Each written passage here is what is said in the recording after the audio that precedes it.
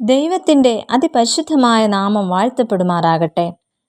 ഇന്നത്തെ വായന ഭാഗം 1 ദിനവൃത്താന്തം 1 മുതൽ 3 വരെയുള്ള അധ്യായങ്ങളാകുന്നു.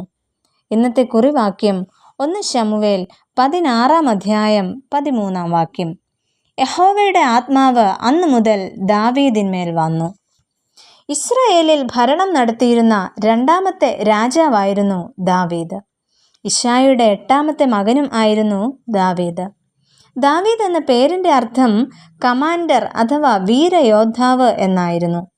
ധീരനായ യോദ്ധാവ്, കർക്കശനായ രാജ്യതന്ത്രജ്ഞൻ, വത്സലനായ ഭർത്താവ്, സ്നേഹവാനായ പിതാവ്, സുന്ദരനും കോമള രൂപിയും, സംഗീതം, കവിത ഇവയിൽ നിപുണനും, ധൈര്യവും ദീർഘദർശനവും, ദൈവമുമ്പിലെ വിശ്വാസവും വിനയവും തുടങ്ങിയ ഗുണഗണങ്ങളെല്ലാം ഒത്തിണങ്ങിയ വ്യക്തിയായിരുന്നു ദാവീദ്. എന്നാൽ തൻ്റെ സഹോദരന്മാരെല്ലാം സൈനിക സേവനത്തിനായി വിളിക്കപ്പെട്ടപ്പോൾ ബാലനായ ദാവീദിനെ ആടുകളെ മേയ്ക്കുന്ന ജോലിക്കായി അയക്കുന്നു. ആ ജോലിയിലും ദാവീദ് വിശ്വസ്തനും സമർത്ഥനും ആയിരുന്നു എന്ന് നമുക്ക് മനസ്സിലാക്കുവാൻ കഴിയുന്നു. എന്നാൽ ഈ പ്രഭാതത്തിൽ ദാവീദിനെ കുറിച്ച് അല്പമായി നമുക്ക് ചിന്തിക്കാം. ഒന്നാമതായി, യോഗ്യന്മാരിൽ നിന്നും ദൈവം യോഗ്യനായി കാണുന്നത് ദാവീദിനെയാണ്. യഹോവയ്ക്ക് യാഗം കഴിക്കുക എന്നതാണ് തൻ്റെ ആഗമന ഉദ്ദേശം എന്ന് വെളിപ്പെടുത്തിക്കൊണ്ടാണ് ശമൂവേൽ പ്രവാചകൻ ഇശായിയുടെ ഭവനത്തിലേക്ക് എത്തുന്നത്. കൂടാതെ തങ്ങളെ തന്നെ ശുദ്ധീകരിച്ച് യാഗത്തിനെത്തുവാൻ ഇശായിയെയും മക്കളെയും ക്ഷണിക്കുന്നു. അങ്ങനെ തൻ്റെ 7 മക്കളുമായി ഇശായി യാഗത്തിന് എത്തുന്നുണ്ട്. ഇശായിയുടെ ഓരോ മക്കളെയും കാണുമ്പോൾ യഹോവയുടെ അഭിഷിക്തൻ ഇതാകും എന്ന് ശമൂവേൽ പ്രവാചകൻ ചിന്തിക്കുന്നു. കാരണം ആ കൂട്ടത്തിൽ സൈനിക സേവകരും മിടുക്കന്മാരും യോദ്ധാക്കളും ഒക്കെയും ഉണ്ടായിരുന്നു. എന്നാൽ യഹോവയായ ദൈവം ശമൂവേലിനോട് ഇപ്രകാരം പറയുന്നു. 1 ശമൂവേൽ 16 അധ്യായത്തിൻ്റെ 7 വാക്യത്തിൽ, അവൻ്റെ മുഖമോ പൊക്കമോ നോക്കരുത്, ഞാൻ അവനെ തള്ളിയിരിക്കുന്നു. മനുഷ്യൻ നോക്കുന്നത് പോലെയല്ല, മനുഷ്യൻ കണ്ണിനു കാണുന്നത് നോക്കുന്നു, യഹോവയോ ഹൃദയത്തെ നോക്കുന്നു എന്ന്. അങ്ങനെ യോഗ്യന്മാരായ 7 പേരെയും യഹോവ തള്ളിക്കളയുന്നു. തുടർന്ന് 8ാമനായ ദാവീദ് വന്നിട്ടല്ലാതെ പന്തിക്കിരിക്കുവാൻ ശമൂവേൽ കൂട്ടാക്കുന്നില്ല.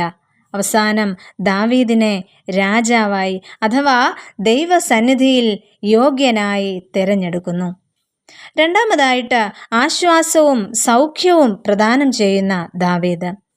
ദൈവം ഒരു ദുരാത്മാവിനെ ശൗലിന്മേൽ അയക്കുന്നതോടെ ആട്ടിടയനായ ദാവീദിന് രാജകൊട്ടാരത്തിൽ പ്രവേശിക്കുവാനായിട്ട് സാധിക്കുന്നു.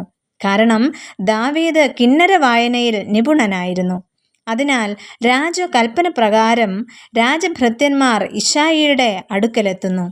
അങ്ങനെ ഇശായി സമ്മാനങ്ങളുമായി ദാവീദിനെ രാജാവിൻ്റെ അടുക്കലേക്ക് അയക്കുന്നു. തുടർന്ന് ദാവീദിനോട് വളരെ സ്നേഹം തോന്നിയ ശൗൽ രാജാവ് അവനെ തൻ്റെ ആയുധവാഹകനാക്കുന്നു. ശൗലിന് മാനസിക വിഭ്രാന്തി ഉണ്ടാകുമ്പോൾ ദാവീദ് കിന്നരം വായിക്കുകയും ശൗലിന് ആശ്വാസവും സുഖവും ഉണ്ടാകുകയും ദുരാത്മാവ് വിട്ടുമാറുകയും ചെയ്യുന്നു. അങ്ങനെ ആശ്വാസവും സൗഖ്യവും പ്രദാനം ചെയ്യുന്ന ഒരു സ്വഭാവത്തിന് ഉടമയും കൂടെ ആയിരുന്നു ദാവീദ്. പ്രിയ ദൈവജനമേ, മറ്റുള്ളവർ നമ്മളെ അയോഗ്യരാകുന്നു എന്ന മുദ്ര കുത്തുമ്പോൾ, യോഗ്യതയില്ല എന്ന ലോകം നമ്മളെ പഴിക്കുമ്പോൾ, ദൈവം എന്നെയും നിങ്ങളെയും യോഗ്യനായിട്ട് അല്ലെങ്കിൽ യോഗ്യന്മാരായിട്ട് കരുതുന്നുണ്ട്. അങ്ങനെയെങ്കിൽ മറ്റുള്ളവർക്ക് ആശ്വാസവും സൗഖ്യവും പ്രദാനം ചെയ്യുവാൻ നമുക്ക് ഓരോരുത്തർക്കും സാധിക്കണം. നമുക്ക് ഇങ്ങനെ പ്രാർത്ഥിക്കാം. പ്രിയ കർത്താവേ, ഞങ്ങളുടെ സാമീപ്യവും സന്ദർശനവും മറ്റുള്ളവർക്ക് ആശ്വാസത്തിനും സൗഖ്യത്തിനും മുഖാന്തരമാക്കി തീർക്കണമേ. ആമേൻ.